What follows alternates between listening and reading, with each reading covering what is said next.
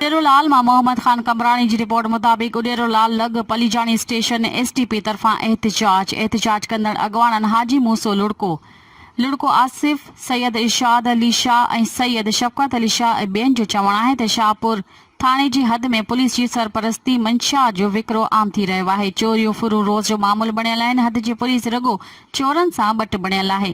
इलाइक़े में बदअमनी फैलियल आहे। मक़ामी पुलिस को बि तदारुक नथी करे। असां मक़ामी तोड़े आला अमलदारनि खे बार बार चवण बावजूद को बि खड़तेल नाहे निकितो। मजबूर थी एहतजाज जो सॾु ॾिनो त जीअं सभिनी ऑफिसरनि खे मुतवजा करे सघूं ऐं इलाइक़े में थींदड़ बदअमनी जी जान छॾाए सघूं, जेको असांजो बुनियादी हक़ आहे। इन मौक़े ते डीएसपी मटियारी एसएचओ शाहपुर एहतजाज कंदड़नि सां ॻाल्हियूं करे शहर खोलरायो। हफ़्ते अंदरि थियल चोरियूं वापसि कराइण जो वाइदो करण ते एहतजाज ख़त्म कयो वियो।